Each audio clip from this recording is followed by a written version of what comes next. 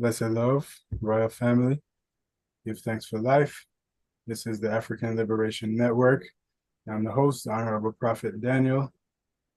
And this is another episode of the Garveyite Lessons.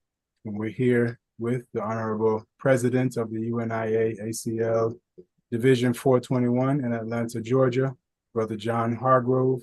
Welcome, Brother John. Thanks for being with us again. Greetings, brother Daniel. Thank you for having me. As always, thank you, my My brother. pleasure. My pleasure. So tonight's topic is God and death, according to the philosophy and opinions of Marcus Mosiah Garvey from his message to the people. Yes, Uh, sir. yeah, to begin with, I guess I would just ask if you could just give us a brief introduction to the subject matter, and we'll go from there. Sure. For those that have been following us, we're going along Message to the People Course of African Philosophy by the Right Excellent Marcus Mosiah Garvey. Prophet Daniel and myself, we've gone through 4 lessons thus far. Now we're approaching the 5th lesson. There's 22 documented lessons in this course taught by the Right Excellent Marcus Mosiah Garvey. Lesson 5 is titled God. That's the title. It is the shortest lesson written as far as written documentation. It's the shortest lesson in the text. And it speaks briefly about how Mr. Garvey defines God and our relationship with God to an extent. But he spends most of the lesson, when you really get into it, speaking about death and not, the promotion of death, but being conscious of our own personal mortality, so to speak. So being aware that at one day we will all, we all have the same destination. So that's the two topics that are focused on in this lesson 5. All right. Give thanks, brother. So, why do you think Marcus Garvey found it important enough of a subject, especially the death part? I can understand. Most of us could probably understand God, why God is important because most people prioritize God, if they believe in God, it's like a really important thing to them. But death now, why do you think Marcus Garvey found it important enough to include this in his message to the people?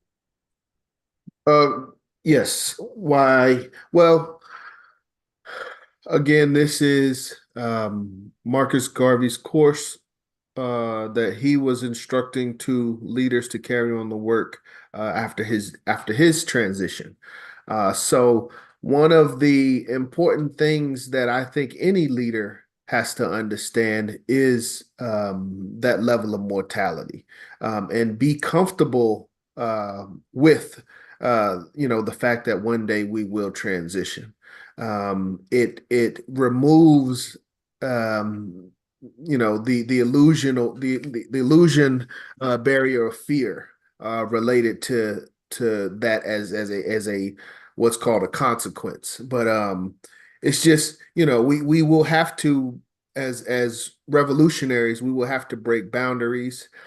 We will have to make some people uncomfortable and unhappy in order to create this righteous land that we envision, and that our Creator gave us the responsibility to develop.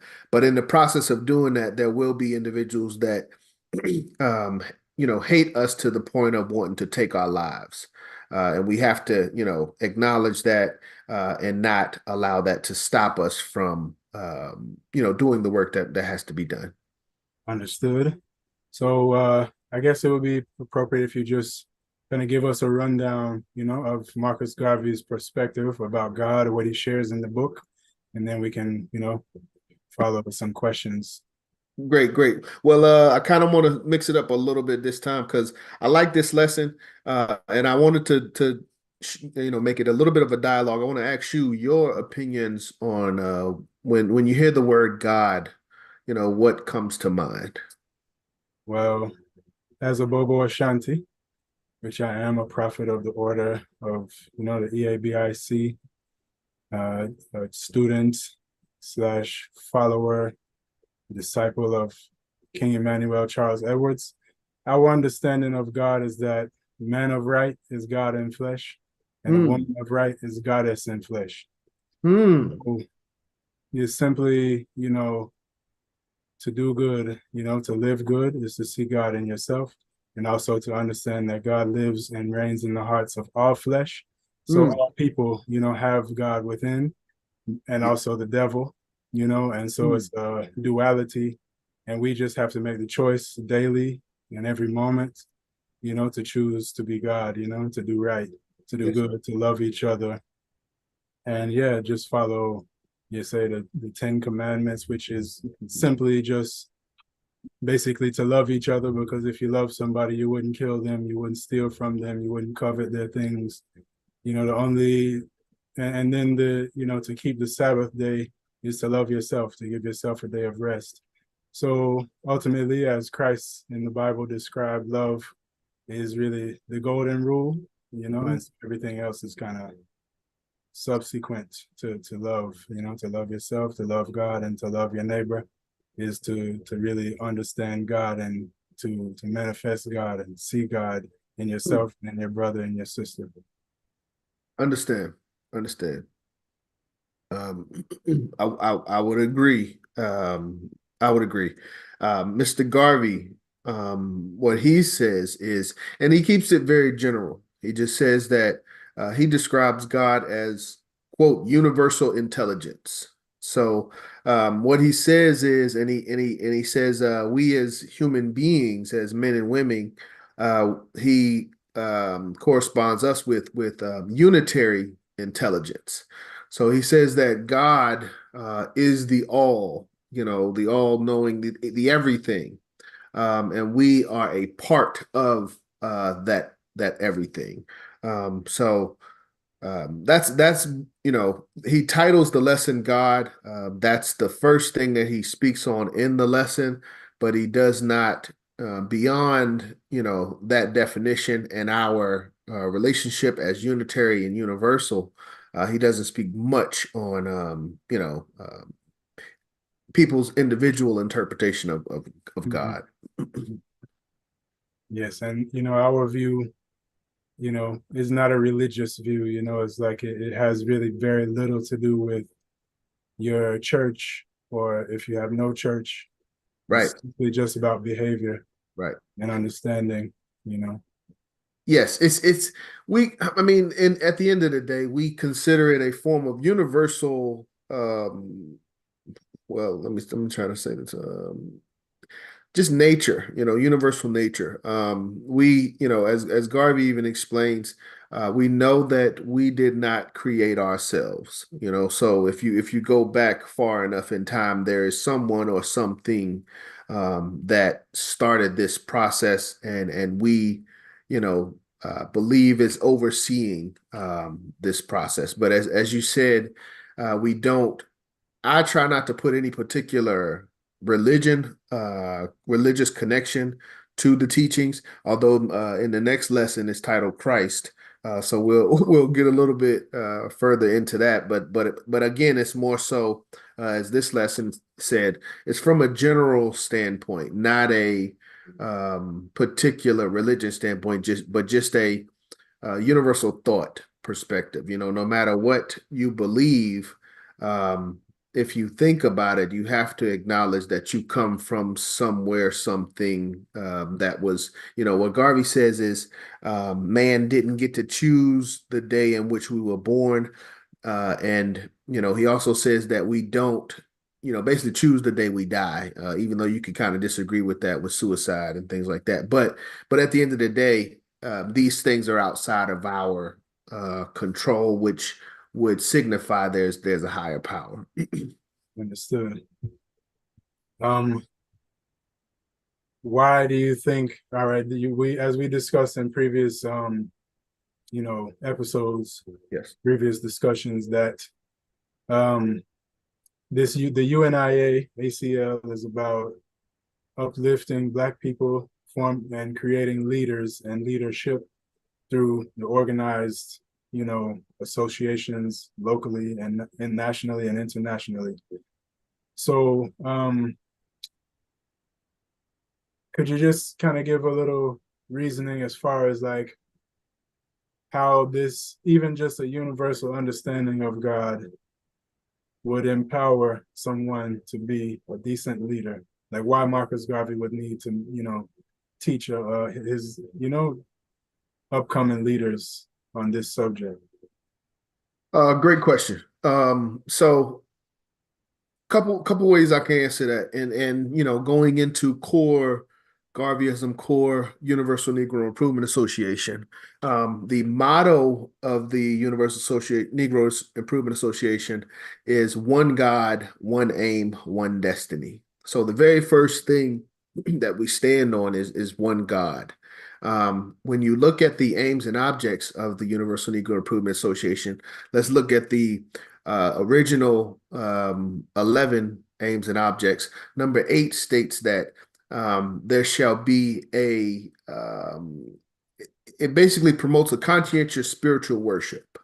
So we understand, as I've said, outside of any particular religion, we know that we as a people, we are spiritual people. And we have to acknowledge and embrace that spiritual expression. But as far as which religious box, in order to bring all of our people together, it'll be hard to merge different religions, even Christianity and Islam, for instance. But that's why we say race first. Before you were Christian, before you were Islam, you were a melanated African. And we have to acknowledge that first. But again, as I said, as far as our religion, it comes down to what's known as monotheism versus polytheism. If you are in the box or the realm of monotheism, if you believe in the one God, as opposed to several equally, empowered gods, if you believe in a most high God, then we can start to work from there. As far as how you acknowledge that expression, how you articulate that expression, that's a whole nother issue, and that's really outside of what the Universal Negro Improvement Association is trying to do. We are not a religious organization. We acknowledge religion, but your relationship with your religion, your relationship with your God is between you and your God. That should not have anything to do with organization. But as I said, we as a people, as we come together, as we work together, as we become, vulnerable to each other, as we share space, we have to at least have that same foundation of one God, a most high God. We have to have, we can't be, some polytheistic, some worshipers of Satan or Lucifer, so to speak, and we're trying to work together. We have to have some type of foundation. Understood. And the first word in the title of the association is the universal. Universal, yes, sir. Yeah. So it means it's for all, and the more universal you can keep things, is the more inclusive it can be. Yes, that is the challenge, my brother. That is the challenge, because there is special aspects to specifics, being a particular religion, being a particular culture and expression. There is value in that. And we don't want to diminish that or overlook that. But as you said, universal, from a religious standpoint, it is very sensitive and very difficult to try to have a common religious expression. When we look at a lot of our organizations nowadays, they are very religious, so to speak. The most successful ones are very religious, churches, mosques, so to speak. So we respect that, and we know that there is a need for that, but that is not what the Universal Negro Improvement Association is intended to be, in my opinion. Understood. Well, I don't really have any more questions about God, Marcus Garvey's view of God, but I don't know if there's anything else you wanted to say before we move to the topic of death. Uh, yeah, briefly. Just so, just on death. I'll speak briefly on death. But Garvey, in a sense, just is something for all of us to take away, young people, leaders, potential leaders, everything. As I said, we have to be comfortable with death. What Garvey says is, in order for us to live and exist today, others had to die and go through the process of death before us. So whether it's our most recent, fathers and grandfathers, or if it's, 1,000 years down the line, our longtime ancestors, someone had to transition, go through the process of death in order for us to be here. Garvey says that we can't be selfish, we can't be scared when that time comes. We have to be prepared for that, but we also have to understand in order for there to be a tomorrow, today must come to an end, so to speak. So, in order for our 5 generations down the line, in order for them to be successful and be able to have the nutrients to develop themselves, we must transition that which we have, that which we know, onto the next generation. So that's really what it's about. When you look at one of the places where you can find the most, if I asked you, where would a place where you can find the most untapped potential, what would you say? Most untapped potential. Yes. I don't know. Deep inside the earth somewhere, maybe. I don't know. I'm talking about from people specifically. From people, poor people, I guess, the poorest people. Poorest people. Let me tell you, let me think about this. The place where you can find the most untapped potential is the graveyard. Hmm. People that have gone on to the next realm and have not, fully expressed, their purpose as to why they were sent here. So that's a deeper lesson as to what Garvey is communicating. But you know, legacy. We have to be conscious of legacy. That's why again, why I love what you're doing. This platform, um, hopefully, God willing, will live on beyond us. So when we look at interviews like Malcolm X, he was one of my greats, or more modern Khalid Muhammad. It's because of this type of medium that we're still able to learn from those brothers after their transition. So I think for on both of those brothers' parts, that was a conscious effort. So and Garvey's the same way. We have to know that that day is coming, and we have to prepare ourselves and our loved ones, as well as future generations, for that time. One thing I did want to say before we go past the God concept is that Marcus Garvey, one thing he did say about God, which is well known, is that, all the other races see God through their own spectacles. And we as Black people must see God through our own spectacles and see him as Black.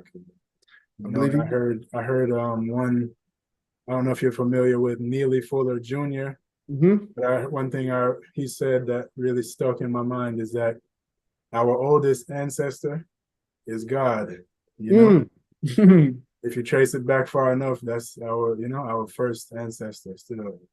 And it's not to say that God is like a dead person or something like that, because we don't believe that our ancestors are really dead, so to speak. They're very much present with us, in our current reality, and so is God. So, we all come from God, and he must be in some way, shape, or form Black like us. Yes, sir. Yes, sir. Yep, that's definitely Garvey 101. I think he used the words the spectacles of Ethiopia. You know, we want to be able to see God through the spectacles of we'll start to see God through the spectacles of Ethiopia. But yes, True. yes, Yes, we sir. have to, we have to envision that. That's fundamental. All right. But Yeah. yeah, go Mhm. ahead. Now you go ahead if you have something. So one thing that threw me off when I first joined the Universal Negro Improvement Association was what I would call our mantra. You know, we have a motto: one God, one aim, one destiny. Slogan: Africa for the Africans, those at home and those abroad. But our mantra, our daily chant, so to speak, is race first. So everywhere you go, when you see a Garveyite, race first. That's what we say in within the UNIA here at Division 421, as well as our leadership through Honorable Michael R. Duncan. Race first is a big mantra. And for me, it kind of threw me off growing up as a Baptist child. I was always taught God first, so I didn't quite, pick up the race first until I really understood it, until it made sense to me. And it's exactly what you're saying. If we're not able to see God within ourselves or in a reflection of ourselves, we are still under oppression. We still envision our oppressors as God. So Very true. Yeah, and just you can just maybe introduce the topic of death and speak a little bit about it, Marcus Garvey's perspective and opinion. well, yeah, well, I'll have much more. I kind of again, it's just he actually calls us cowardly, if we are afraid of death, if we are afraid to go through what other men and women have gone through. But one thing that he does it is a little bit interesting because he talks about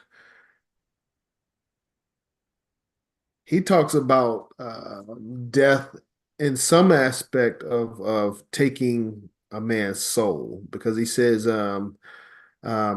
when the Bible says thou shalt not kill, there are still individuals that are allowed to follow that process. So he kind of redefines death in some aspect, um, depending on how it's applied. But in general, as I said, it's for leadership. It's just something that we have to be comfortable with, something we have to know is inevitable. So Well, I remember reading this particular chapter where he addressed the topic of death, and he said that you know, wicked people will die and never return. Because the way he explains it is that there's a reincarnation, for people who are good, So like, people, good people will continue to live on, and the wicked will be ultimately cut off. yes, sir. As like in the Bible also it says that the reward for righteousness is ever living life. Yeah, and the reward for wickedness is death. The wages of sin is death. Yes. So, the same principle Marcus Garvey expounded on in the message to the people. What do you think about that? Do you have any opinion on that, and anything you would like to add? Yes, but I think he actually touched on, I'm pretty sure as I'm going through it, he touched on that in a different lesson, where he talked about um a wicked man dying is called going to hell. I Yeah. think those are the actual words. But in this lesson, if I could, I'll read some of the I'll read some of the lesson. Garvey says, man never dies, nothing dies. Man is made of body and spirit. The spirit is God, it is intelligence. The body is matter. It changes from living matter in man to other matter in the soil. But he says it doesn't die in the sense of how we understand death. It changes. He says, we eat ourselves over and over again. When we eat the apple, the banana, the fig, the cherry, the grape, when we drink the water, we are eating and drinking ourselves over and over again. Nothing is lost and nothing dies. Do not be afraid of death, because what you call death is only change, and you are still in the universe, either in the spirit of God, to whom your spirit goes after the change, or as matter, which goes on forever. So There you go. it's a level of understanding. It's this is, I think death is something that is naturally something that we fear. It's naturally something that we avoid. But I do believe that there comes a point in a man and woman's life where death becomes something that we become one with. And I think that is part of the goal of life, is to be comfortable with our transition. Yeah, there's a fear of the unknown, no matter what we read about it, and people talk about it and have opinions about it, we don't know what's going to happen, you know, if anything will happen. And we can only assume because Yeah, nobody, to my knowledge, has actually go on been and come here back. and come back and told their story about it. I mean, people would say they had near-death experiences, or they may have even stopped breathing and was brought back to life through, medical, like through a doctor, like through the refibrillator, I think it's called. Mhm. Um, but instances like that where people, have been in comas, but to say you actually like was dead, and experience what's beyond this physical realm, and to come back and tell everybody, hell is real, heaven is real, so generally Rastafarians in general, not just Bobo, don't really um believe in like life after death. Mm, We more so focus on creating Zion on earth, which mm. again comes down to living good, living right, eating right, keeping yourself healthy, treating people well, but also there's the concept of Zion being Africa, for Black people, that we were taken out of our heavenly home, where we were free and had, abundance, and where we reigned, and, all of these things. And now we're in hell under, the plantation, and whatever the white people, want to inflict on us. We're at their mercy in a kind of way. So it's heaven on earth is really all I can, you know, hold on to. Everything beyond the physical realm to me is like, I don't really necessarily, I don't, I'm not really a believer in it. It's, if it happens, then great. But if not, I would try to make the best of my time here. Yes, sir. Exactly, and I agree with you. I think even the Bible talks about, but I think it says the kingdom of heaven is in the heart of man. But it also says that I don't remember exactly where it's at, but the kingdom of heaven will come down and be here on earth. So it's, as we say, different expression, but the same belief. We're trying to create heaven, here in this realm that we exist and have, allow our children to inherit that. Good, yeah.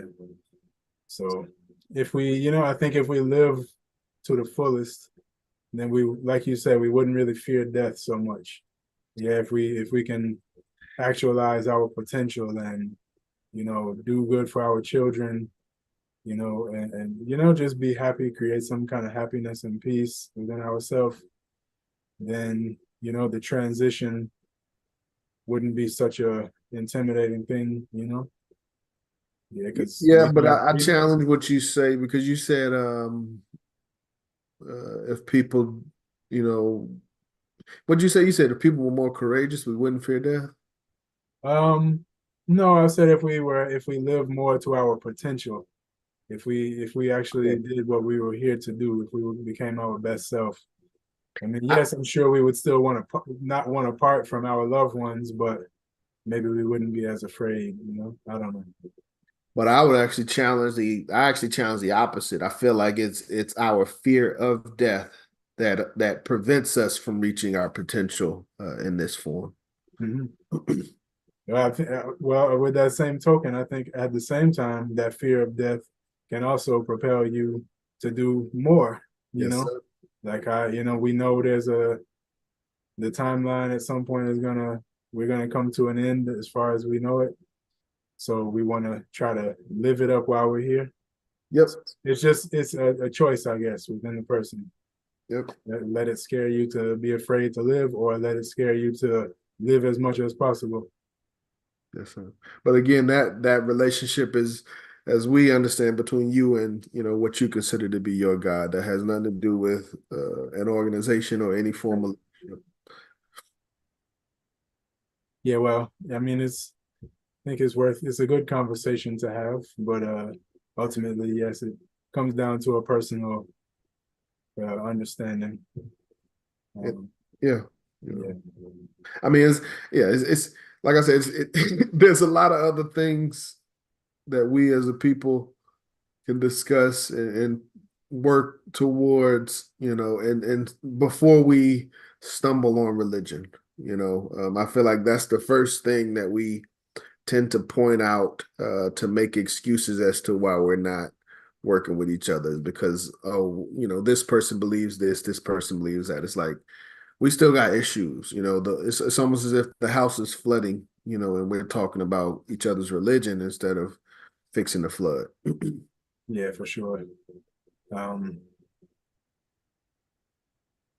I think, as you said, I would say probably the most important reasons why the conversation, why not even say conversation, but why Marcus Garvey would even say anything about it is so that we don't fear death, and also that we can have a more universal understanding of God, so that we can just not have the religious debates, and like you said, one God, one aim, one destiny. So if we can view it that way, let everybody live their life, then we can make progress, Yes, sir. because we have common problems. Yeah, and God isn't one of them. Right. Let's it's almost, I mean, I was thinking as you were saying, like keep God in your back pocket, but that sounds bad. You shouldn't have to put God in your back pocket. But at the end of the day, those aren't issues that should be put on the table. If you can see God in your brother, regardless of his religion, but what anything about him, if you can just see that, that's a manifestation of God as well. Yes, sir. Yeah, the human body is the temple of God. Yeah, and so if you can just understand that, then everything else about the person, you can just put it aside. We don't have to agree on everything. Mhm. Yes, sir. Well, anything else you wanted to address? God, death, Marcus Garvey. Not really. One God, one aim, one destiny. Long live the right excellent Marcus Mosiah Garvey. This is lesson 5, and there's 22 written lessons. But again, as we gone through intelligence, I would call lesson 1 intelligence, lesson 2 leadership, lesson 3 aims and objects of the organization of the Universal Negro Improvement Association and African Communities League, lesson 4 elocution, how to speak and speak properly. If you have a story to tell it well. And right after that, Garvey goes straight to God and death.